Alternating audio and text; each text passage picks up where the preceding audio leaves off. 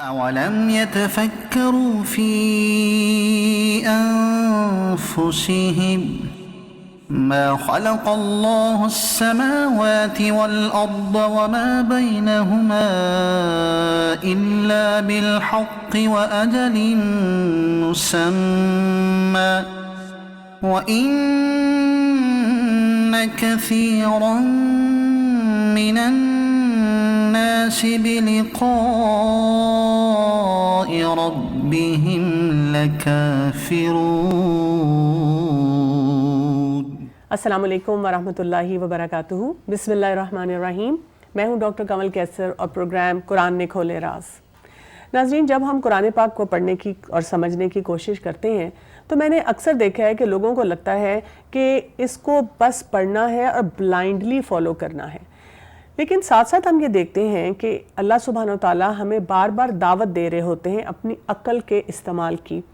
تو یہاں پر ہم آج سمجھیں گے کہ یہ عقل کو استعمال کرنے کے لیے جو اللہ سبحانہ وتعالیٰ نے ہمیں دماغ دیا ہے اس کو ہم کیسے سمجھ سکتے ہیں، اور وہاں پہ ہمارے لیے کیا کیا راز کھل رہے ہیں کہ ہم اپنی عقل کا استعمال اس طرح سے کر سکیں جس سے ہم اپنے رب کو راضی کریں۔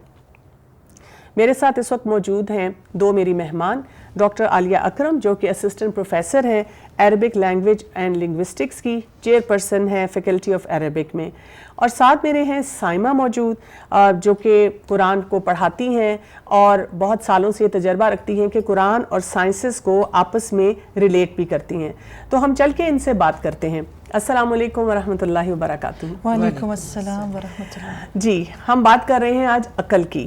تو یہ جو عقل ہے ہماری، ظاہر ہے ہمارا دماغ اس میں بہت امپورٹنٹ ایک رول پلے کرتا ہے۔ تو جو ہمارا دماغ ہے جس کو ہم کہتے ہیں ہماری سوچ کا سینٹر ہے، اس کے بارے میں قرآن پاک میں کیا کیا الفاظ استعمال ہوئے ہیں؟ عقل، سوچ، تفکیر، یعنی جتنے بھی فہم سے ریلیٹڈ کام ہیں اس کے لیے اللہ تعالیٰ نے دل کو مخاطب کیے۔ ٹھیک، یعنی جدید سائنس جو کام دماغ کی طرف ریلیٹ کرتی ہے، قرآن پاک میں ہمیں وہ تمام باتیں دل کے ساتھ، اور قلب کا لفظ استعمال ہوا ہے نا بیسیکلی۔ قلب کا مطلب ہے الٹنا پلٹنا، یعنی اور دل بھی الٹتا پلٹتا رہتا ہے نا اپنے جذبات میں، خیالات میں۔ اور فؤاد کا لفظ بھی ہے، فؤاد جہاں جذبات کی شدت اور حدت آئے، یعنی فأد اللحم، گوشت کو آگ پر بھوننا، اتنی شدت۔ تو جو ہمارے اعمال جذبات کے تحت ہوتے ہیں وہاں فؤاد کا لفظ استعمال ہوتا ہے، یعنی وَأَصْبَحَ فؤاد ام موسیٰ فارغہ، یعنی حضرت موسیٰ علیہ السلام کو جب ان کی والدہ نے ڈال دیا تو شدت غم سے ان کی حالت، یعنی دل جو تھا وہ بے قرار تھا۔ ٹھیک ہے، تو اگر آپ یہ کہہ رہی ہیں کہ جذبات جو ہیں وہ دل سے آ رہے ہیں تو پھر عقل، سمجھ، شعور، اس کا پھر کیا تعلق ہے دل سے؟ اللہ تعالیٰ نے بہت سی ڈائریکٹ ورسز میں یہ بھی کہا ہے نا کہ کیا یہ لوگ زمین میں چلتے پھرتے نہیں، کہ ہوتے ان کے پاس قلوب یعقلون بہا، ایسے دل ہوتے کہ جو عقل رکھتے، صحیح، او آذان یسمعون بہا، اور ایسے کان ہوتے کہ جن سے یہ سنتے۔ تو اب اللہ تعالیٰ نے وہ اعمال جو ہیں اس آرگن کی طرف ریلیٹ کیے ہوئے ہیں۔ ٹھیک ہے، اس کا مطلب ہے عقل جو ہے نا دل کے ساتھ ریلیٹڈ ہے۔ صحیح، اور عقل اگر ہم روٹ ورڈ میں دیکھیں نا، ہم تو کہتے ہیں نا سمجھدار ہو، عقل والا ہو، تو عقال ایسی رسی کے جس سے اونٹ کا پاؤں باندھ دیتے ہیں۔ اچھا، تو عقل وہ ہماری تھاٹ ہے کہ جو ہمیں غلط کام سے روک دے اور صحیح اختیار کرنے کی طرف ہمیں لے جائے۔ اسی طرح وما یشعرون، شعور کا لفظ بھی آتا ہے، شعر ہے بال کی طرح باریک علم۔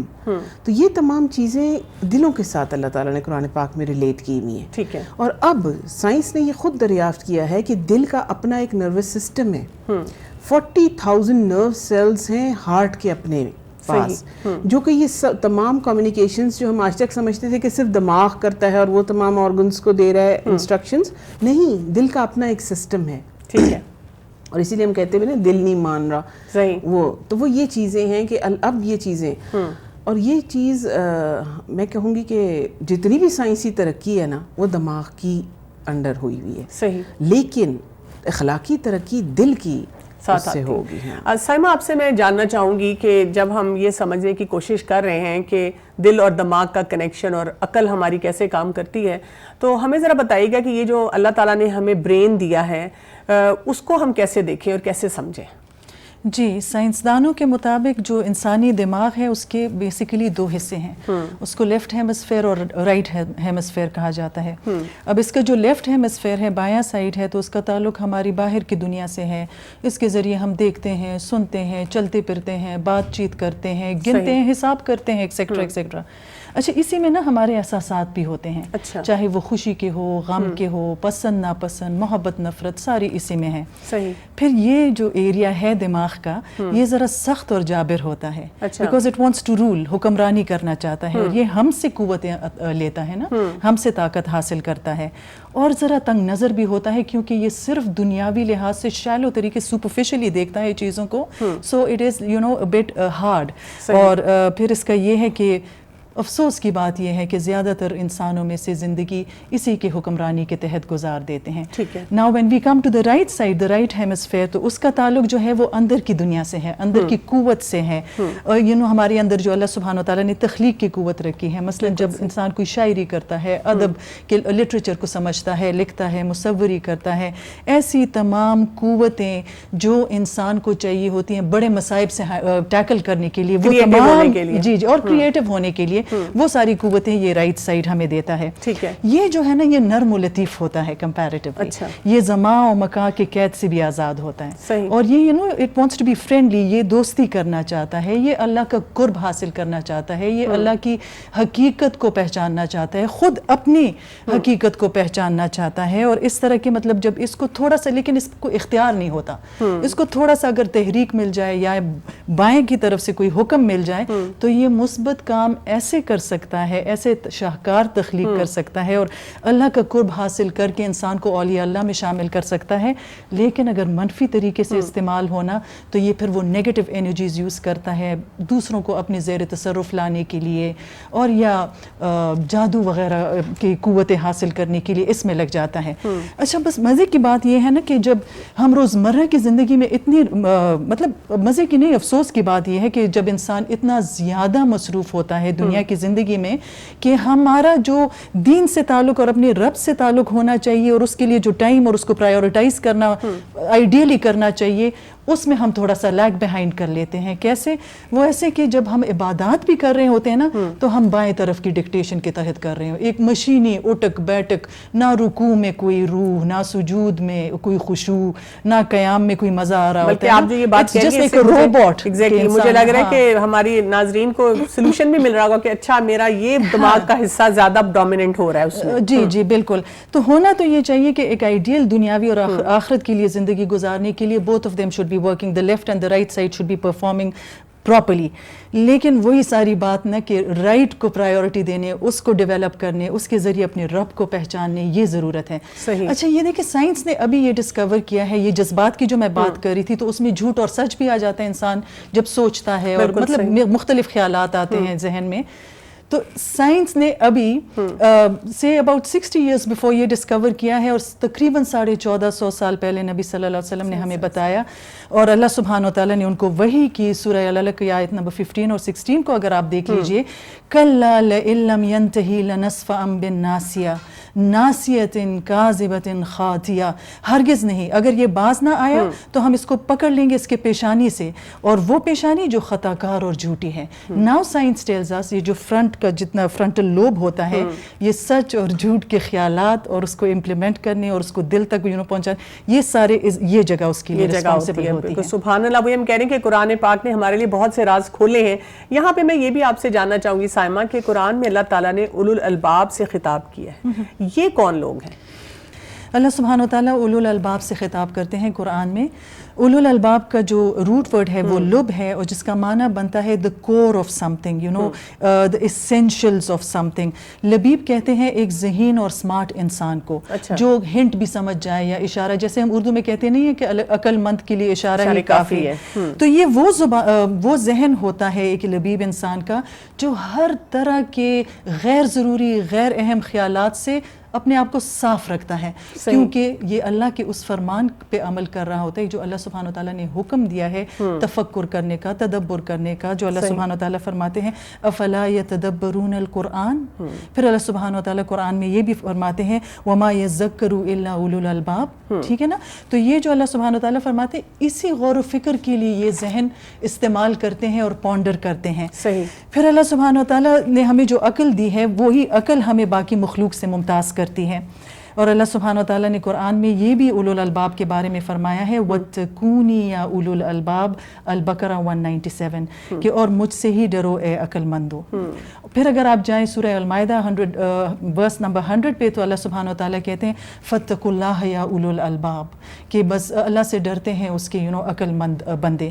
تو عقل مند بندے جب غور و فکر کرتے ہیں تو اللہ کی عظمت ان پہ عیاں ہوتی ہے نا، معرفت حاصل ہوتی ہے. اس معرفت کی بنا پہ اللہ سبحانہ وتعالیٰ سے تقویٰ کا لیول ہمارا بڑھتا ہے. یعنی اس سے مجھے یہ بھی بات سمجھ آ رہی ہے کہ اکثر لوگ جب اللہ سبحانہ وتعالیٰ کی بات کرتے ہیں، دین کی بات کرتے ہیں، تو اس قسم کی بات بیچ میں لے آتے ہیں کہ آئی تھنک. تو یہاں پہ ہمیں اولو الالباب کو جاننے سے یہ بھی سمجھ آ رہی ہے کہ یہ ایسے نہیں ہے. اچھا تھوڑا سا میں ڈاکٹر عالیہ آپ کی طرف جاؤں گی اور میں آپ سے یہ جاننا چاہوں گی کہ جب ہم بات کرتے ہیں تفکر اور تدبر تو ان میں کیا فرق ہے؟ تفکر فکر ہے نا، سوچ، یعنی کسی بھی معاملے کی تمام پہلوؤں کو جاننا، جبکہ تدبر میں نا دبر ہے، پشت، بیک. یعنی کسی بھی معاملے کی انجام کو سوچ کے اس کے مطابق معاملے کو طے کرنا. تدبیر بھی اسی سے ہے. یعنی انسان تمام اسپیکٹس دیکھ کے اینڈ ریزلٹ بھی دیکھ کے تدبیر کرتا ہے. اور بھی اس طرح کے جتنے بھی کام ہیں، اب یہ کرنے کہاں ہیں؟ اللہ تعالیٰ خود کہتے ہیں نا وَلَقَدْ يَسَّرْنَا الْقُرْآنَ لِلذِّكْرِ فَهَلْ مِن مُدَّكِرٍ. کوئی ہے جو اس کو بھی سوچے، اس میں بھی کوئی تفکیر کرے. تو ہمارے لیے اوپن ہے. تو سائمہ اولو الالباب کی ہم جو بات کر رہے ہیں، میرا دماغ ابھی وہیں پر ہے کیونکہ قرآن پاک میں بہت سی اور آیات بھی آتی ہیں جہاں پر اللہ سبحانہ وتعالیٰ نے ہمیں یہی انداز بیان سے بتایا ہے کہ ہمیں کس طرح اپنی عقل کو استعمال کرنا ہے. تو مزید اگر آپ کچھ بتانا چاہیں. جی بالکل. اولو الالباب کے اپنے مزید کچھ کیریکٹرسٹکس اور کوالٹیز ہوتے ہیں، ان پہ میں آؤں گی، لیکن سب سے پہلے آپ اگر سورہ آل عمران آیت نمبر 190 اور 191 کو دیکھ لیں. ان فی خلق السماوات والارض واختلاف اللیل والنہار لآیات لأولی الالباب الذین یذکرون اللہ قیاما وقعودا وعلی جنوبہم ویتفکرون فی خلق السماوات والارض ربنا ما خلقت ھذا باطلا سبحانک فقنا عذاب النار. بے شک آسمانوں اور زمین کے پیدائش میں اور دن کے ہیر پھیر میں یقیناً عقل مندوں کے لیے نشانیاں ہیں جو اللہ کا ذکر کرتے ہیں. کون ہے وہ عقل مند؟ جو اللہ کا ذکر کرتے ہیں کھڑے اور بیٹھے اور اپنی کروٹوں پر لیٹے ہوئے، اور وہ غور و فکر کرتے ہیں اور کہتے ہیں کہ اے ہمارے رب، تو نے بے فائدہ نہیں بنایا، پاک ہے تو، ہمیں آگ سے بچا. اچھا، ان کی فردر جو کیریکٹرسٹکس ہے ایک عقل مند انسان میں اور ایک کم عقل انسان میں ڈفرینشیٹ کرنے کے لیے، وہ یہ ہے کہ ہر عقل مند انسان آخرت کو ترجیح دے گا، کیونکہ وہ جانتا ہے کہ تمام نعمتیں اللہ کی رضامندی سے وابستہ ہیں اور تمام مصائب اللہ سبحانہ وتعالیٰ کی ناراضگی سے وابستہ ہیں. وہ ہرگز دنیا کو آخرت پر امپورٹنس نہیں دے گا، کیونکہ اگر وہ ایسا کرے گا تو یہ ایسا ہی ہے کہ انسان انبیاء، شہداء، صدیقین، صالحین کی رفاقت کو چھوڑ کے اس کے عوض ان لوگوں کی رفاقت کو پسند کرے جن پہ اللہ سبحانہ وتعالیٰ غضبناک ہوا یا اللہ سبحانہ وتعالیٰ نے ان پر لعنت بھیجی. اب کرنے کے یہ جو ڈفرینشیٹ کر سکتے ہیں ہم ایسے لوگوں کو عقل مند والوں سے اور کم فہم والے لوگوں کو، وہ اس طرح ہے کہ وہ گناہوں سے بچتے ہیں، کیونکہ گناہ جو ہے نا وہ عقل سلیم کو سلب کر لیتی ہے. کیونکہ اگر دیکھیں نا، عقل مند آدمی یہ جانتا ہے کہ میں نے بد اخلاقی نہیں کرنی، میں نے غیبت نہیں کرنی، میں نے کسی کو تانا نہیں دینا، میں نے کسی کا مذاق نہیں اڑانا. ایسا کروں گا تو جیسے کرو گے ویسے بھرو گے والا معاملہ ہوگا. دوسری بات یہ کہ غائبانہ طور پہ بھی وہ کسی کو ڈسکس نیگیٹو طریقے سے نہیں کرے گا، کیونکہ وہ اپنے لیے جو پسند کرتا ہے، اس کا ایمان کامل ہوتا ہے، وہی وہ دوسروں کے لیے پسند کرتا ہے. اور جو گناہ ہے نا وہ عقل کے چراغ کو بجھا دیتے ہیں. جب عقل کا چراغ بجھ جائے تو انسان غلط راستوں پہ چل پڑتا ہے، پھر خواہشات اور خود پسندی اور تکبر اور اس طرح کی چیزوں کے پیچھے پڑ کے انسان کا عقل اندھا ہو جاتا ہے. تو خواہشات عقل کو اندھے کر دیتے ہیں، اور جو غلط خواہشات ہوتے ہیں وہ تو انسان کی عقل میں ہی خلل ڈال دیتے ہیں. بالکل، بہت بہت آپ نے امپورٹنٹ چیزیں ہمیں بتائیں، جزاک اللہ خیرن، بہت شکریہ آپ کا. ناظرین یہاں پہ لیں گے ایک شارٹ بریک اور چلیں گے اپنے اگلے سیگمنٹ کی طرف. أولم يتفكروا في أنفسهم ما خلق الله السماوات والأرض وما بينهما إلا بالحق وأجل مسمى وإن كثيرا من الناس بلقاء ربهم لكافرون أولم يتفكروا في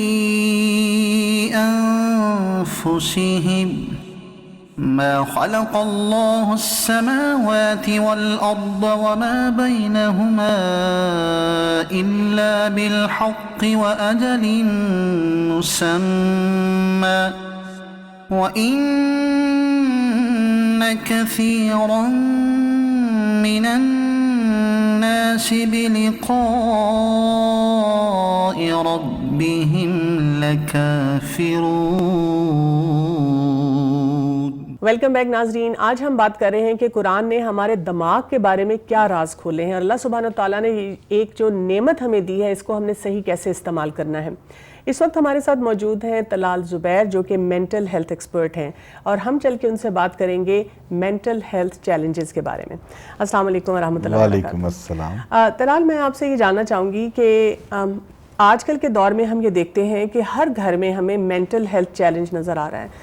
کیا اس کی کیا حقیقت ہے؟ کیا مطلب پہلے آئیڈینٹیفائی نہیں ہو رہا تھا یا یہ کہ اب واقعی حقیقتاً یہ بڑھتا چلا جا رہا ہے؟ دیکھیں, جو مینٹل ہیلتھ ہے یہ ایک بہت ہی ریسنٹ فنومینا ہے. ٹھیک ہے.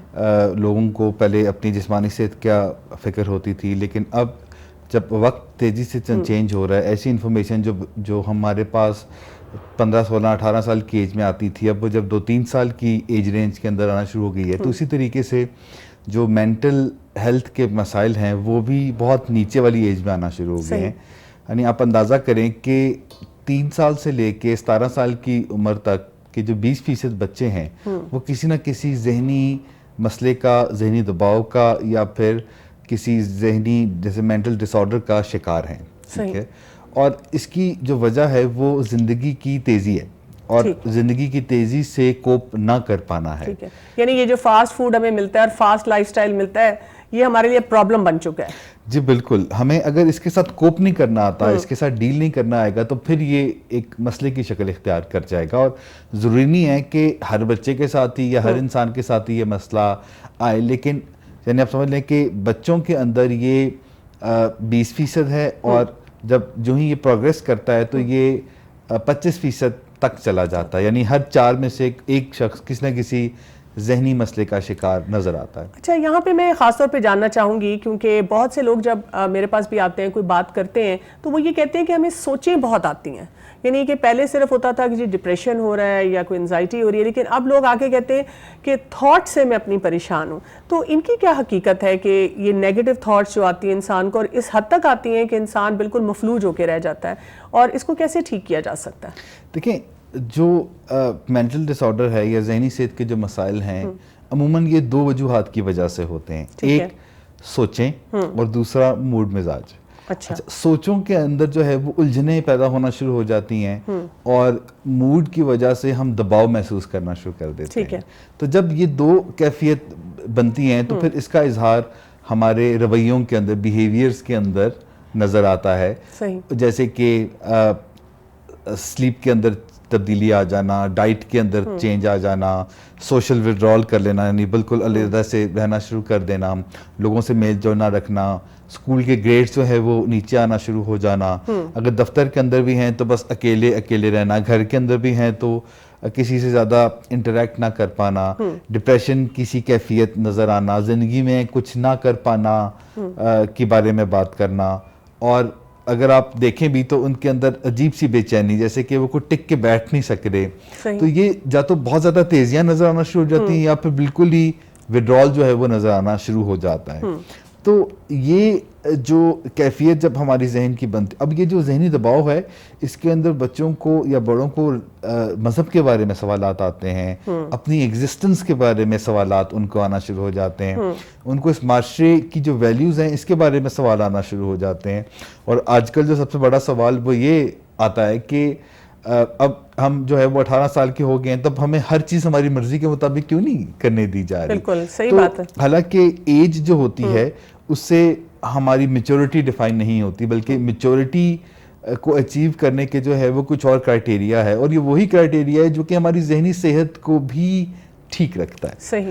یعنی اب جو ہے وہ ایک ایسا وقت آنا شروع ہو گیا ہے کہ ہمیں بہت ارلی ہی اپنے آپ کو ایسے سٹرکچرز کے اندر ڈھال لینا چاہیے تاکہ ہم جو ہے وہ ذہنی دباؤ اور ایسی الجھنوں کا شکار ہونے سے پہلے ہی اس کو ٹھیک ٹریک کے اوپر لے جائیں. اچھا، اگر ایک انسان ہے، جیسے قرآن پاک ہمیں بتاتا ہے کہ انسان کے اندر فرقان آئے، جو قرآن دیتا ہے ہمیں، اور قرآن پاک میں بار بار آیات میں ہمیں صحیح اور غلط کی پہچان دی گئی اور ہمیں بتایا گیا کہ یہ ہم اپنی چوائس پہ کرتے ہیں.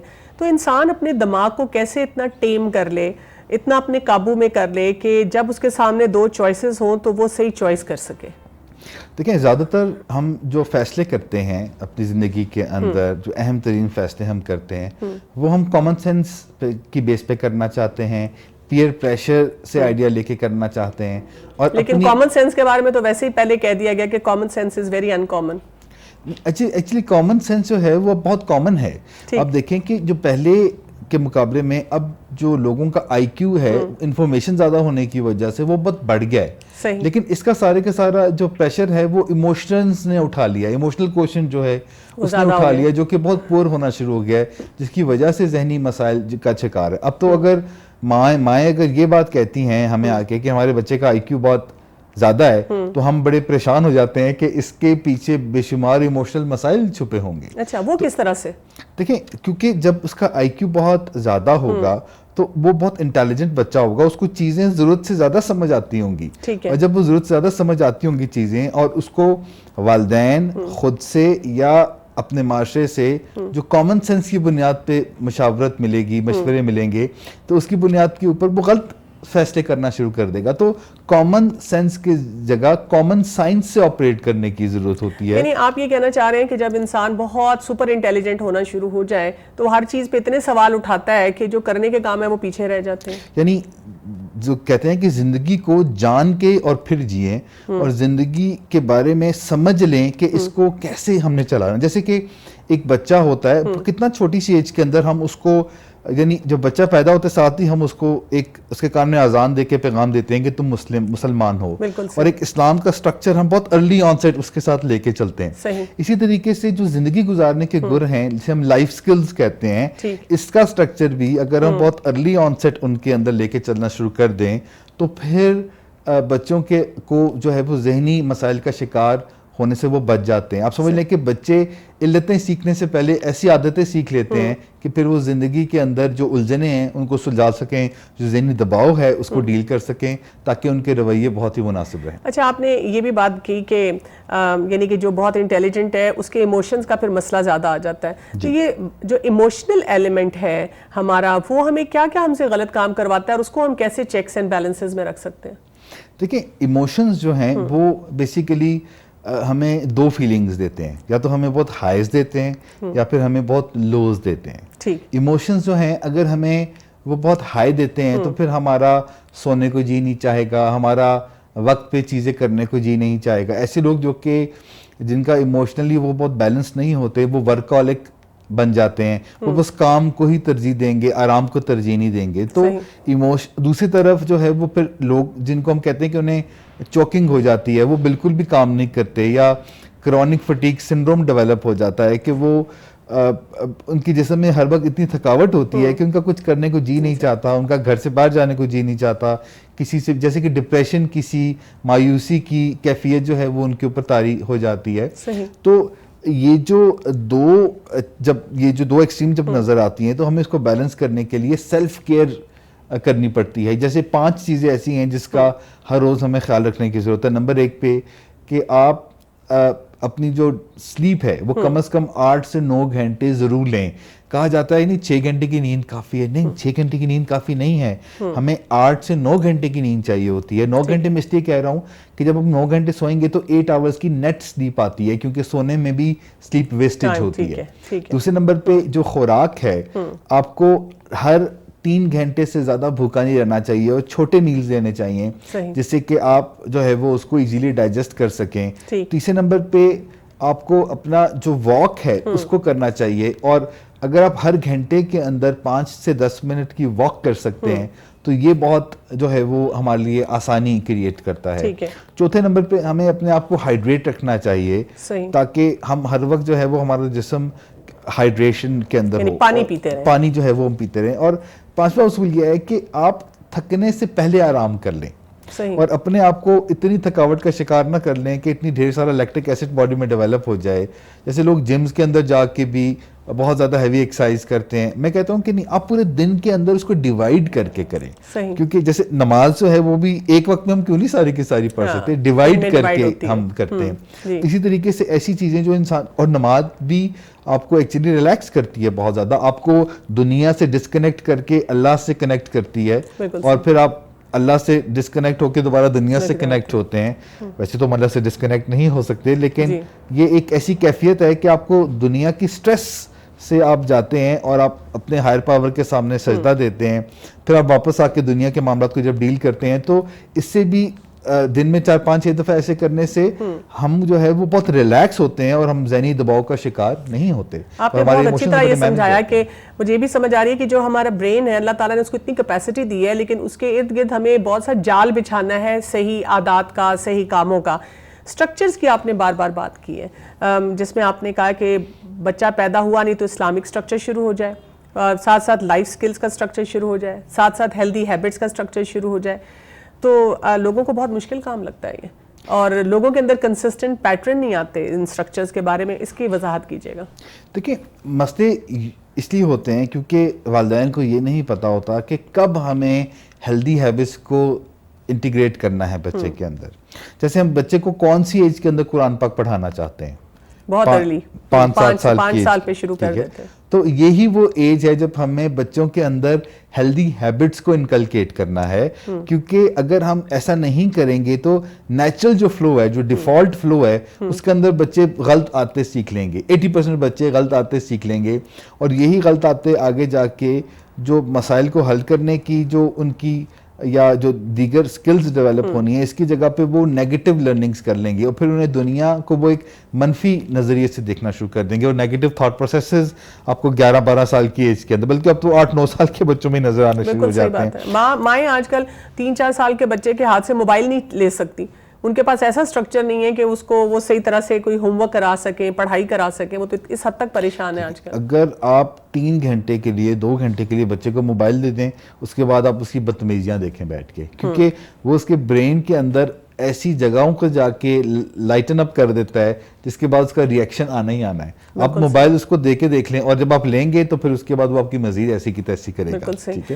ان سٹرکچرز کے ساتھ کیا یہ بھی پاسبلٹی ہے کہ لیٹس سے ایک انسان, ہم بچپن کی بات کر رہے ہیں, لیکن اگر ہم جوانی پہ پہنچ جائیں, یا ایک شخص 40-50 سال کی عمر کا ہو چکا ہے اور اس کو احساس ہوا کہ میری لائف میں یہ سٹرکچرز نہیں ہیں, اور میں نے جو اللہ تعالیٰ نے مجھے دماغ دیا, ذہن دیا, اس کو ایسے استعمال نہیں کیا, تو کیا وہ ان سٹرکچرز کو دوبارہ اپنی زندگی میں لا سکتا ہے؟ کیا وہ پھر بھی پروڈکٹیو ہو سکتا ہے؟ کیا ہمارے دماغ کے اندر اتنی کیپیسٹی ہے کہ ہم اپنے آپ کو پھر ٹھیک کر لیں؟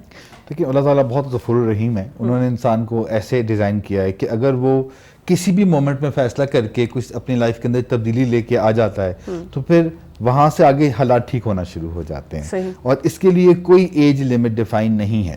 آپ 70 سال کی عمر میں بھی یہ فیصلہ کر سکتے ہیں کہ اب آپ نے آگے چیزوں کو ٹھیک کرنا ہے, اور اللہ تعالیٰ وہیں سے پھر آپ کو صحیح رستہ دکھانا شروع کر دیتے ہیں. تو اٹس نیور ٹو لیٹ. آپ کسی بھی ایج کے اندر, لوگ کہتے ہیں کہ ہم تو اپنی زندگی جی چکے, اب ہم نے کیا سیکھنا ہے, اور لیکن زندگی ان لوگوں کے لیے جو ہر روز کچھ نہ کچھ نیا سیکھنا چاہتے ہیں. اسی طرح لوگ ریٹائرمنٹ کے ایج پہ پہنچ کے بھی اپنے آپ کو بیکار سمجھنا شروع ہو جاتے ہیں. تبھی تو لوگ بیمار ہو جاتے ہیں اور بڑے بڑے امراض کا شکار ہو جاتے ہیں, اور جلدی پھر بستر پہ لگ جاتے ہیں. بہت بہت شکریہ آپ کا. جی ناظرین, آج ہم نے دیکھا کہ مینٹل ہیلتھ اور اس سے ریلیٹڈ جو چیزیں ہیں, اللہ تعالیٰ نے ہمیں ایک ایسا دماغ دیا, اگر اس کو صحیح استعمال کریں گے تو ہم اپنے ان بہت سے مسائل جو آج کل ہمیں نظر آ رہے ہیں اپنے آپ کو بچا سکیں گے. یہاں پہ لیں گے شارٹ بریک اور چلیں گے اپنے اگلے سیگمنٹ کی طرف.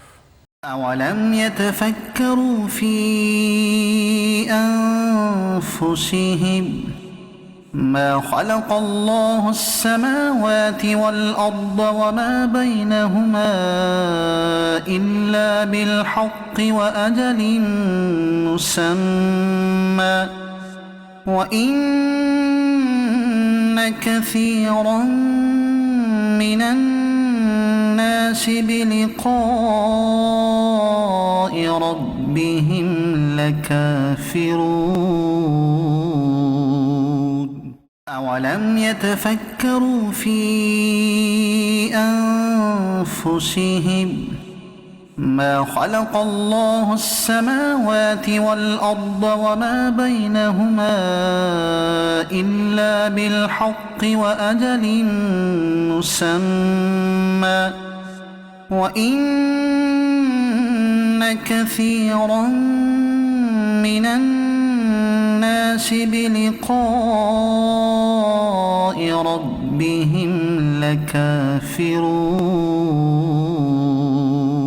ویلکم بیک ناظرین. آج ہم بات کر رہے ہیں کہ قرآن پاک نے کیا راز کھولے ہیں کہ اللہ تعالیٰ نے جو ہمیں دماغ دیا ہے اور اس کے اندر جو صلاحیتیں رکھی ہیں ان کو ہم کیسے جانچ سکتے ہیں. میرے ساتھ اس وقت موجود ہیں ڈاکٹر رضوانہ, جو کہ ایسوسیٹ پروفیسر ہیں, کلینکل سائیکالوجسٹ ہیں. ان سے چل کے ملاقات کرتے ہیں. السلام علیکم ورحمۃ اللہ وبرکاتہ. وعلیکم السلام. جی ڈاکٹر رضوانہ, میں آپ سے خاص طور پہ ایک بڑے ٹچی سبجیکٹ کے بارے میں بات کرنا چاہوں گی جو کہ ہر گھر کا مسئلہ ہے, وہ ہے ہماری یادداشت, میموری. تو یہ میموری جو ہوتی ہے یہ کیا ہوتی ہے؟ میموری بیسیکلی ایک معلومات کو ذخیرہ کرنے کا ایک سسٹم اللہ تعالیٰ نے بنایا ہے. ہمارے دماغ کا ایک حصہ اس کے لیے اللہ تعالیٰ نے کیا کہہ سکتے ہیں ہم, مخصوص حصہ جو ہے وہاں پہ مختص کیا گیا ہے جہاں پہ ہماری ساری چیزیں جا کے سٹور ہو رہی ہوتی ہیں. صحیح. یہ بالکل اس طرح سے ہے جیسے جب ہم کمپیوٹر کی ہم بات کرتے ہیں تو کمپیوٹر میں ہم انفارمیشن سٹور کر سکتے ہیں, یا ہمارے موبائل فونز ہیں, ہم اس میں بہت ساری معلومات سٹور ہو جاتی ہیں, اس میں ہم اس میں محفوظ رکھ سکتے ہیں, بالکل ڈیٹا رکھ سکتے ہیں. اس طرح سے انسانی زندگی میں آپ اپنے ماحول سے جتنی بھی انفارمیشن, جتنی بھی معلومات ریسیو کر رہے ہوتے ہیں اپنے ماحول میں, وہ ساری کی ساری معلومات ہمارے اس دماغ کے اس پرٹیکولر یا مخصوص حصے میں جمع ہو رہی ہوتی ہیں. تو وہ بیسیکلی ہماری میموری بناتی ہے, اور پھر وقت کے ساتھ ساتھ ہمیں جس وقت کی جس چیز کی ضرورت ہوتی ہے وہ چیز ہم ریٹریو کر سکتے ہیں, ریکال کر سکتے ہیں. صحیح. تو یہ ڈیولپ کیسے ہوتی ہے میموری؟ میموری بیسیکلی اگر ہم دیکھیں تو چائلڈہڈ سے ہی اسٹارٹ ہو جاتی ہے, کیونکہ چائلڈہڈ سے, بلکہ چائلڈہڈ سے بھی پہلے, انفینسی سے, means at the time of birth, جب بچے کا انٹریکشن انوائرمنٹ سے ہونا شروع ہوتا ہے. صحیح. اب تو ریسرچ یہ بات بھی انڈیکیٹ کرتی ہے کہ بچہ جو ہے وہ پرینیٹل ٹائم میں بھی, مینز پرینیٹل فیز میں, اپنی پیدائش سے پہلے کے کا جو انوائرمنٹ ہوتا ہے اس میں وہ والی چیزیں بھی بچے کی میموری کا پارٹ ہوتی ہیں. صحیح. کیونکہ برین ڈیولپ تو وہیں پہ ہو رہا ہے. صحیح. پیدائش سے پہلے کی چیزیں بھی ہیں. اور پھر اگر آپ دیکھیں تو پیدائش کے فوراً بعد جب بچے کا انٹریکشن ہوتا ہے انوائرمنٹ کے ساتھ, وہ ماں کی آواز جو ہے وہ کیسے پہچانتا ہے؟ صحیح. وہ جیسے اس کا انٹریکشن ہوتا ہے وہ آواز اس کی میموری کا پارٹ ہوتی ہے, وہ اس میں سٹور ہوتی ہے, تو بعد میں بہت ساری آوازوں میں سے ماں کی آواز کو پہچان سکتا ہے, اس کے ٹچ کو پہچان سکتا ہے. تو یہ سارے اس کے میموری کا پارٹ بننا شروع ہوتا ہے. کوئی پیک بھی ہوتی ہے, یعنی کہ کوئی پیک ٹائم ہوتا ہے ہماری زندگی میں جب ہم کہتے ہیں کہ اس ٹائم پہ میکسیمم میموری جو ہے وہ باہر سے چیزیں ایبزارب کر رہی ہے انوائرمنٹ سے؟ جو چائلڈہڈ ہے ٹل 5 to 7 ایئرز آف ایج جو ہے وہ بہت پیک ٹائم ہوتا ہے, کیونکہ اس ٹائم میں بچے کی باقی ساری بھی ڈیولپمنٹ ہو رہی ہوتی ہے, جس میں لینگویج ڈیولپمنٹ ہے, آپ کی ووکیبلری بڑھ رہی ہوتی ہے, آپ کی ووکیبلری پھر وہ آپ کا پارٹ بنتی ہے, آپ پوری زندگی اس ووکیبلری کو یوز کر رہے ہوتے ہیں. مجھے یہ بہت بات آپ کی امیزنگ لگ رہی ہے, کیونکہ 7 سال پہ نماز شروع کرنے کے لیے کہا گیا ہے, تو یعنی کہ وہ جب میموری کی پیک ہے, میموری کی کبھی رک بھی جاتا ہے. رکنے کا جب ہم بات کرتے ہیں تو رکنا ایز سچ رکتی نہیں ہے, کیونکہ لرننگ آپ کا انٹریکشن جتنا ماحول سے ہو رہا ہے, انوائرمنٹ سے ہو رہا ہے, تو آپ کی میموری میں چیزیں تو سٹور ہو رہی ہیں. صحیح. آپ کا دماغ اس کو فلٹر کرتا ہے کہ کس چیز کی آپ کو ضرورت ہے, وہ وہاں پہ موجود رہتی ہے, اور جس چیز کی ضرورت نہیں ہوتی, جو مینز آپ کے لیے अनयूजफुल होती है वो मेमोरी आपको फिल्टर आउट कर देती है, आप उसको निकाल देते होते हैं। ये फिल्टर हमने खुद लगाए होते हैं कि यानी कि मैं डिसाइड करती हूँ कि भी मुझे ये अपने दिमाग में रखना है और ये नहीं रखना। ये कुछ चीज़ें हम कॉन्शियस लेवल पे भी रिकॉल कर रहे होते हैं, कुछ चीज़ें हम अनकॉन्शियस लेवल पे रिकॉल कर रहे होते हैं। कॉन्शियस लेवल पे हम रिकॉल कर रहे होते हैं वो चीज़ें जिनको हम रिकग्नाइज कर रहे होते हैं या जिनको हमने रिकॉल कर रहे होते हैं। जैसे आपने किसी के बारे में पूछा, जैसे अभी आप मुझसे पूछ रही हैं, तो मैं जो चीज़ें जो इन्फॉर्मेशन में रिकॉल कर रही हूँ या रिट्रीव कर रही हूँ, ये सारी मेरी कॉन्शियस एफर्ट से हो रही है। इसके अलावा कुछ चीज़ें होती हैं जो हम अनकॉन्शियस रिकॉल कर रहे होते हैं। अनकॉन्शियस रिकॉल में ये क्या, जब हमने एक दफ़ा सीख लिया कि हमने चलना कैसे है, तो फिर हमें बार बार कोई नहीं सिखाता। वो अनकॉन्शियसली हमें पता है कि हमारी चलने की मूवमेंट्स क्या क्या होंगी और हम उन मूवमेंट्स में वो कर लेते हैं। तो एक दफ़ा इनकोड हो गई चीज़ें तो वो फिर उसके हिसाब से वो रिट्रीव होती रहती है। अच्छा, शॉर्ट टर्म मेमोरी और लॉन्ग टर्म मेमोरी पे बात बहुत होती है, तो इनमें क्या फ़र्क है? बेसिकली शॉर्ट टर्म और लॉन्ग टर्म, वो वर्किंग मेमोरी जो है, it's the working memory is the name, second name जो हम शॉर्ट टर्म मेमोरी के लिए देते हैं। ठीक है। बेसिकली जब हम इसको प्रोसीजरल वाइज देखते होते हैं तो मेमोरी, जब हमारा 3 तरह की मेमोरी होती है।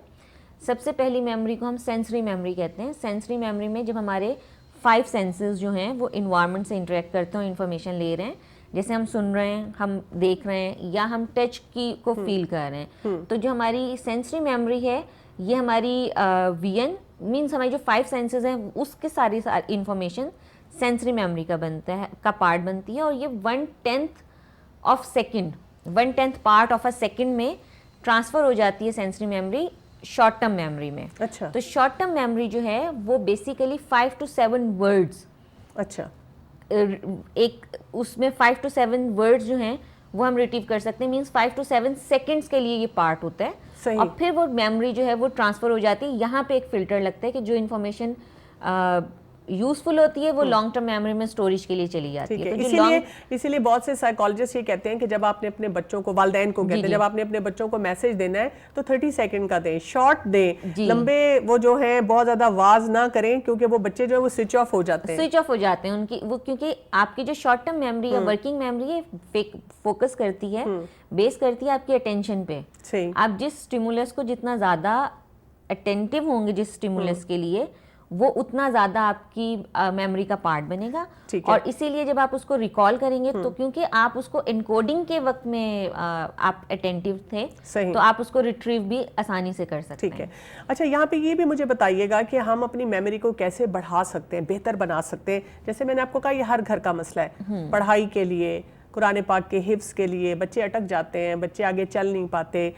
आजकल तो आप देखें हमारे पास मोबाइल नंबर पे सारे वो डले होते हैं, सब कुछ मोबाइल नंबर, तो हमें नंबर भी नहीं याद होते। एक ज़माना था हमें 50-50 लोगों के नंबर याद होते थे। तो ये कैसे हमारी मेमोरी जो है उसको हम एनहांस करें? टेक्नोलॉजी एडवांसमेंट ने जहाँ पे बहुत सारे बेनिफिट्स लेकर आई है, वहाँ पे उसके कुछ डिसएडवांटेजेस भी हैं। और अगर हम ह्यूमन कैपेसिटीज़ की बात करें तो basically now we are technologically dependent. तो हमने अपनी दिमाग की कैपेसिटी को कम कर दिया, हम लिमिट करके हमने उस पर कर दिया, या हम चीज़ों को अब उस तरह से उतना अटेंटिवली फोकस नहीं कर पा रहे होते, हम चीज़ों को अटेंशन नहीं दे पा रहे होते, जिसकी वजह से हमें ये होता है कि अच्छा फ़ोन नंबर ही है ना, तो मोबाइल में सेव है, तो जब हमें ज़रूरत होगी, और मोबाइल हर वक्त हमारे पास मौजूद है। तो हम अपनी मेमोरी को कैसे एनहांस करें, कैसे बढ़ाएं? मेमोरी को एनहांस करने के अगर हम उसमें देखें, टेक्निकल उसमें जाएं, तो मेमोरी एनहांस करने के लिए कुछ मेथड्स हैं, कुछ पर्टिकुलर टेक्निक्स हैं जिनको नेमोनिक्स कहा जाता है। अच्छा।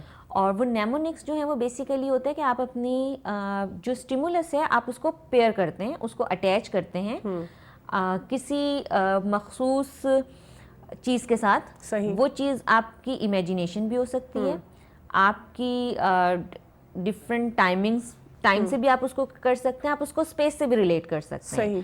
तो वो नेमोनिक्स के थ्रू आप कर सकते हैं। लेकिन अगर हम बहुत जर्नल उसमें देखें तो हमें कुछ चीज़ों की ज़रूरत है जिनसे हम अपनी मेमोरी को इम्प्रूव कर सकते हैं। जैसे हमें अगर हम ज़्यादा ऑर्गेनाइज हों, हम चीज़ों को ऑर्गेनाइज वे में करें, ठीक है। अगर हम टेक्नोलॉजिकली डिपेंडेंट होने के साथ साथ अगर आप देखें हमारी फिजिकल एक्टिविटी ख़त्म होती जा रही है, तो फिजिकल एक्टिविटी आपके ब्लड के फ्लो को बढ़ाती है। सही। जब बॉडी के ब्लड फ्लो बढ़ेगा तो obviously brain is a part of your body ना, ठीक है। तो आपके ब्रेन का भी ब्लड फ्लो बढ़ेगा, तो ब्रेन का वो पार्ट जहाँ पे मेमोरी स्टोर हो रही है वहाँ पे ब्लड फ्लो बढ़ेगा, تو آپ کے نیورون زیادہ ایکٹیو ہوں گے.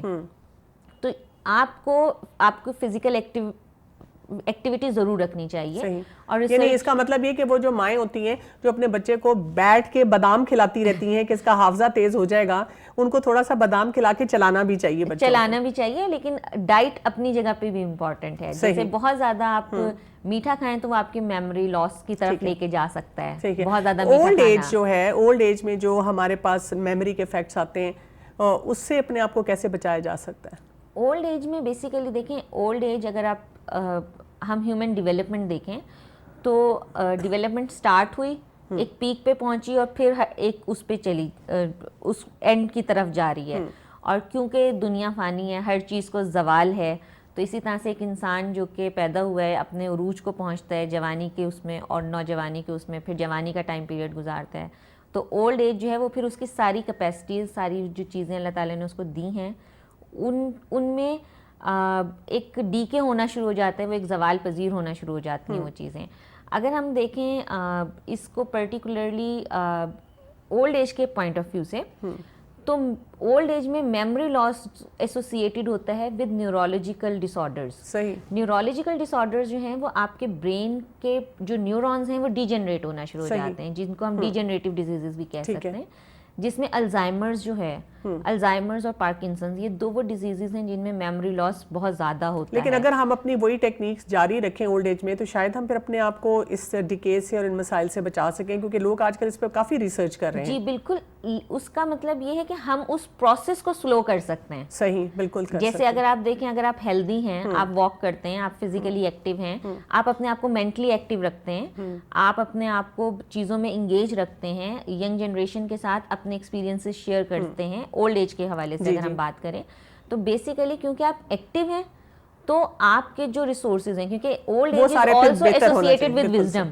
تو آپ نے اپنی وزڈم جو ہے وہ ٹرانسفر بھی تو کرنی ہے نا نیو جنریشن کو, تو وہ جب تک ٹرانسفر کیسے ہو سکتی ہے جب تک آپ خود ایکٹیو نہ ہو. بہت بہت شکریہ آپ کا. جی ناظرین, ہم نے آج جب دیکھا کہ قرآن نے کیا راز کھولے ہیں ہمارے دماغ کے بارے میں, تو ایک پوائنٹ ہمیں سمجھ آ جانا چاہیے. آج کے دور میں اگر آپ کسی بھی کتاب کی دکان پہ جائیں تو آپ کو نظر آتا ہے لکھا ہوا مائنڈ فل, یا آپ کوئی ویب سائٹ کھولیں وہاں بھی نظر آتا ہے مائنڈ فل. یہ مائنڈ فل ہونا کیا چیز ہے جس کو آج کل بہت ویلیو دی جاتی ہے, کہ ہم اس ایک سیکنڈ میں جو میرے سامنے ہے یا ایک منٹ میں جو میرے سامنے ہے, میں آگے پیچھے کا نہ سوچوں, میں اس وقت میں صحیح فیصلہ کروں, اس وقت میں اپنے دماغ کو صحیح طرح استعمال کروں. اور یہی راز قرآن نے کھولا ہے کہ اللہ نے جو ہمیں صلاحیتیں دی ہیں, جو دماغ ہمیں دیا ہے, ان کو ان باتوں میں, ان کاموں میں لگائیں جس سے ہم اللہ کی رضا کو حاصل کر سکیں. اجازت چاہوں گی. السلام علیکم ورحمۃ اللہ وبرکاتہ. أولم يتفكروا في أنفسهم ما خلق الله السماوات والأرض وما بينهما إلا بالحق وأجل مسمى وإن كثيرا من الناس بلقاء ربهم لكافرون.